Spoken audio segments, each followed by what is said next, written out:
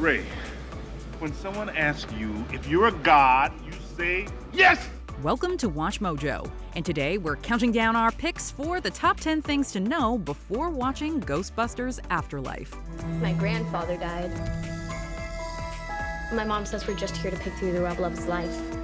For this list, we're ranking the mental notes to make and news bits to remember before finding a comfy seat to watch this long-awaited sequel/reboot. Are you excited for Ghostbusters Afterlife? Let us know in the comments. How many of them are there? 14. They're in here. I hope you can handle it. It's been like a nightmare.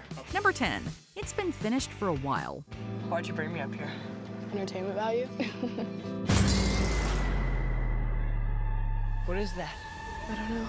Ghostbusters Afterlife, like many recent tentpole pictures, had to be switched from their original planned release dates in 2020. The film had finished production in the autumn of 2019, with an original release planned for the summer of 2020. Obviously, that didn't happen, so Ghostbusters Afterlife was then rescheduled for a spring 2021 release in March. Finally, it was moved to what seems like a hard release date of November 19th, 2021. Go, go, go!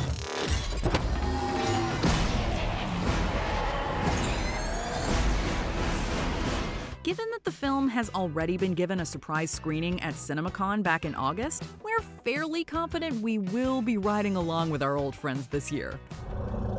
You guys hear that? Something's coming. Number 9. It will be a horror comedy.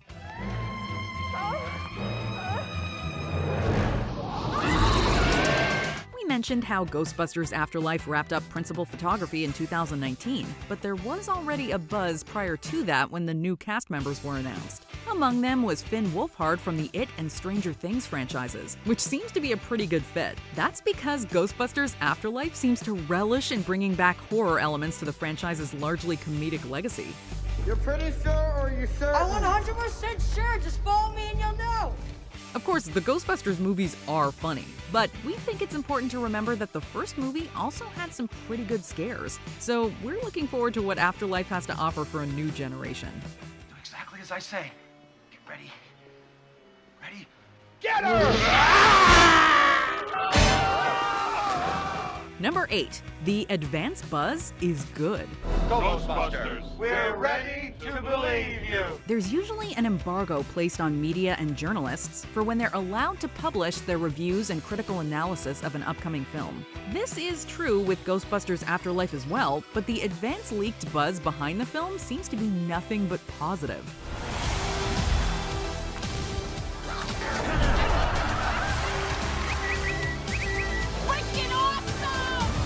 Much of this has to do with the aforementioned screening at CinemaCon, the aftermath of which has had both news and social media sites buzzing with enthusiasm. Blogs, YouTube channels, and even USA Today have been singing the praises of Ghostbusters Afterlife, which is just what the franchise needs to stay afloat after a disappointing 2016 reboot. But more on that later.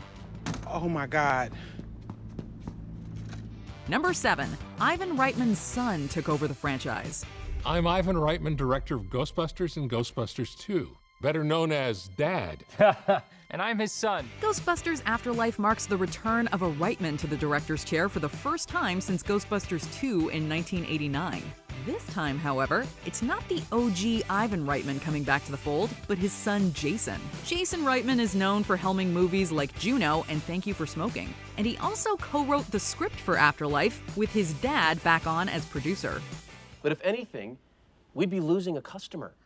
It's not only our hope, it's in our best interest to keep Robin alive and smoking. In fact, both father and son have already shared a screening of the final product together, as detailed in an interview Jason did for Empire magazine in January. Jason told Empire that his father felt proud and that he reportedly cried after finishing the film. It was very emotional to see that story living again after so many years through my son. Number 6. The story leaves New York. I love this town! Some movies are shot on a soundstage, others jet set to multiple locations, but for others, setting is everything. Ghostbusters is one of those movies, a quintessential New York picture where the city itself serves as its own character. Afterlife is the first time these characters and their story leave the city limits, since this new entry centers its tale in Oklahoma. We're completely broke. And the only thing that's left in our name is this creepy old farmhouse our grandfather left us in the middle of nowhere. It sort of makes sense that giving a new film this deviation from the source material would set it in a place so intrinsically different from the Big Apple. In a way, it almost feels as if Ghostbusters had to leave in order to find itself.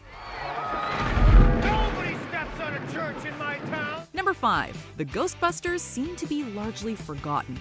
Whoa, killer replica. A replica of what? A ghost trap? The world of Ghostbusters Afterlife has moved on from the events of both Ghostbusters and Ghostbusters 2. This is sort of a big deal since the entire premise of the second film was the mess and the ill will the boys had built up after what is now referred to as the Manhattan Cross Rip of 1984. After all we did for this city? Yeah. We conjured up a 100-foot marshmallow man, threw the top 3 floors off an uptown high-rise, ended up getting sued by every state, county, and city agency in New York.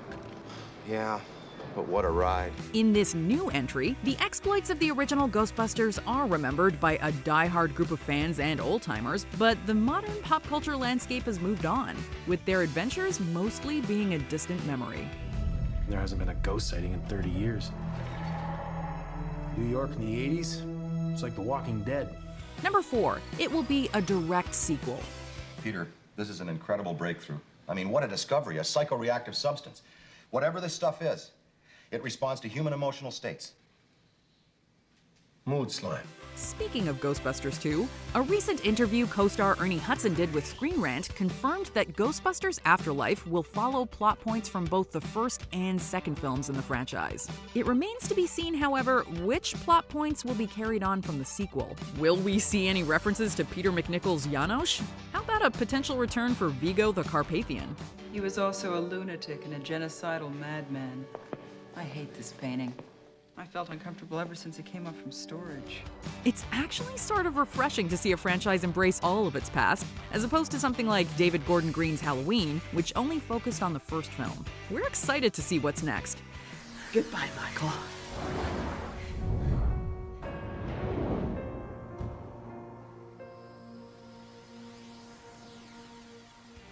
Number 3. There are a ton of Easter eggs.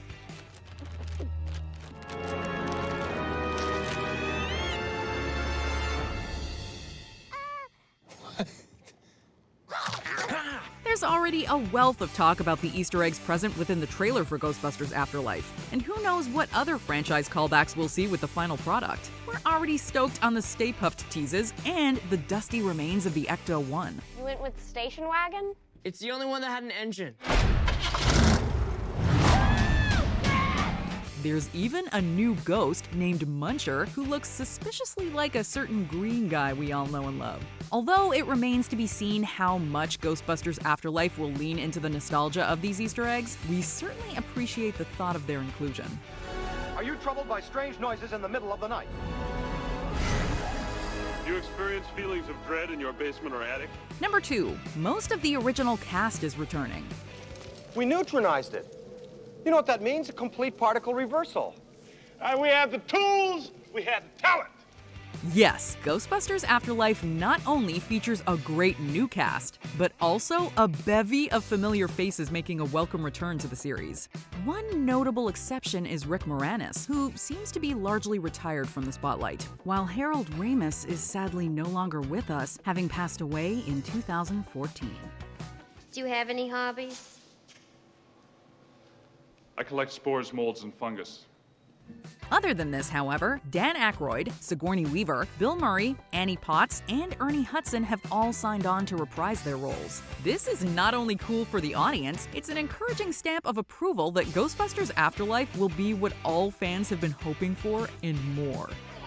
We're the best, we're the beautiful, we're the only Ghostbusters.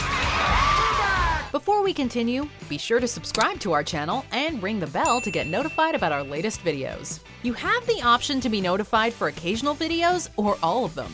If you're on your phone, make sure you go into your settings and switch on notifications. Number 1. It ignores the remake.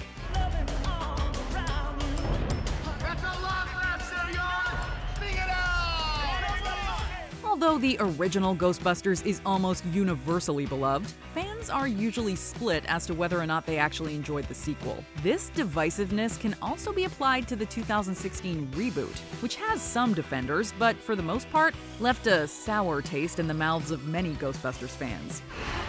What just happened? This new film seems to be echoing that sentiment by ignoring the Paul Feig-directed entry. And honestly, we kinda get it. After all, having two sets of New York-based ghostbusting companies doesn't make sense, nor should there be two Ecto-1s. Instead, expect Ghostbusters Afterlife to pretend like 2016 didn't happen and bring it all back to 1984.